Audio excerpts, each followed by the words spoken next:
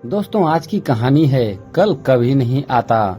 जीवन के 20 साल हवा की तरह उड़ गए। फिर शुरू हुई नौकरी की खोज।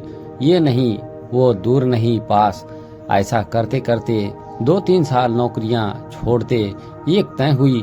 थोड़ी स्थिरता की शुरुआत हुई।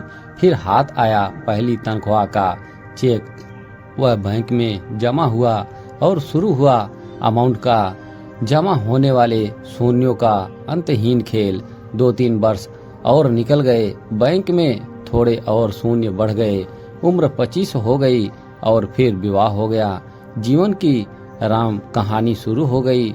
शुरू के 1-2 साल नर्म गुलाबी रसीले सपनीले गुजरे। हाथों में हाथ डालकर घूमना फिरना, रंग बिरंगे सपने। पर ये दिन जल्दी ही उड़ गए और फिर बच्चे के आते ही आहट हुई। वर्ष भर में पालना झूलने लगा।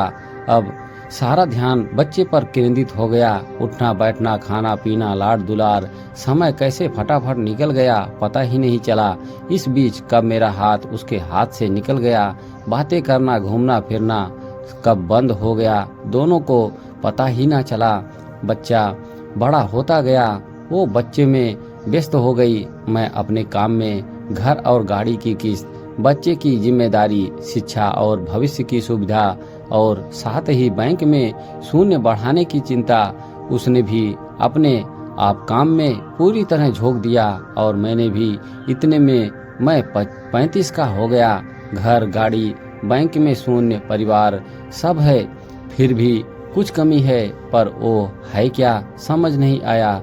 उसकी चिड़चिड़ बढ़ती गई। मैं उदासीन होने लगा। इस बीच दिन बीतते गए, समय गुजरता गया। बच्चा बड़ा होता गया। उसका खुद का संसार तैयार होता गया। कब 10वीं आई और चली गई पता ही नहीं चला।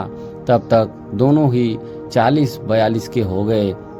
बैंक में शून्य बढ़ता ही गया।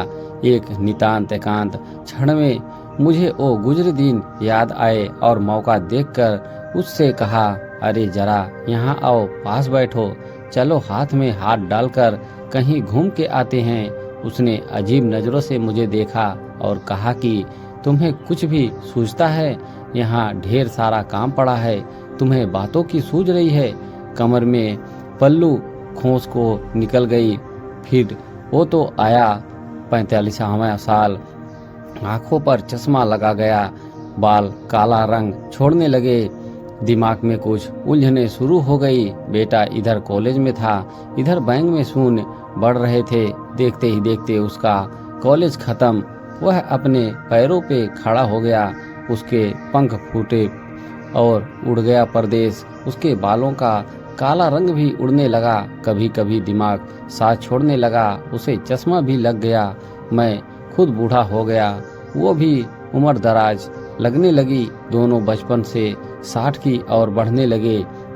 बैंक के शून्यों की कोई खबर नहीं। बाहर आने जाने के कार्यक्रम बंद होने लगे। अब तो गोली दवाइयों के दिन और समय निश्चित होने लगे। बच्चे बड़े होंगे तब हम साथ रहेंगे सोच कर लिया गया। घर अब बोझ लगने लगा। बच्चे कब वापस आएंगे यही सोचते सोचते बाकी के दिन गुजरने लगे। एक दिन यूं ही सोफे पर बैठा ठंडी हवा का आनंद ले रहा था। वो दिया बाती कर रही थी, तभी फोन की घंटी बजी। लपक के फोन उठाया। दूसरी तरफ से बेटा था, जिसने कहा कि उसने शादी कर ली और अब परदेश में ही रहेगा। उसने ये भी कहा कि पिताजी, आपके बैंक के शून्यों को किसी वृद्धा आश्रम में दे देना और आप भी वहीं रह लेना। कुछ और औपचारिक बातें कहकर बेटा ने फोन रख दिया। मैं पुनः सोफे पर आकर बैठ गया। उसकी भी दिया बाती खत्म होने को आई थी। मैंने उसे आवाज दी, चलो आज फिर हाथों में हाथ लेके बात करते हैं। वो तुरंत बोली, अभी आई।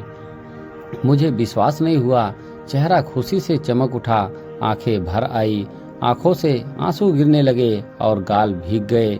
अचानक आंखों की चमक फीकी पड़ गई और मैं निस्तेज हो गया हमेशा के लिए।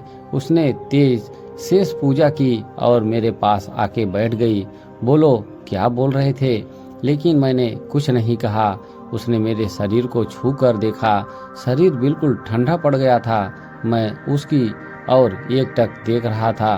क्षण भर को वो शून्य हो गई। क्या करूं, उसे कुछ समझ नहीं आया, लेकिन 1-2 मिनट में ही वो चैतन्य हो गई। धीरे से उठी, पूजा घर में गई, एक अगरबत्ती की, ईश्वर को प्रणाम किया और फिर से ओके सोफे पे आकर बैठ गई।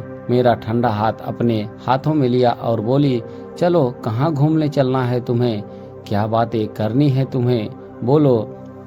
ऐसा कहते हुए उसकी आंखें भर आई। वो एकटक मुझे देखती रही, आंखों से अश्रुधारा बह निकली। मेरा सर उसके कंधों पर गिर गया। ठंडी हवा का झोंका अब भी चल रहा था। क्या यही जिंदगी है? नहीं, जीवन अपना है तो जीने के तरीके भी अपने रखो। शुरुआत आज से करो, क्योंकि कल कभी नहीं आता। दोस्तों, ये छोटी सी कहानी आपको कैसी लगी? कमेंट बॉक्स में अपनी अपनी राय जरूर लिखें। हमारे चैनल से जुड़े रहने के लिए आप सभी का धन्यवाद।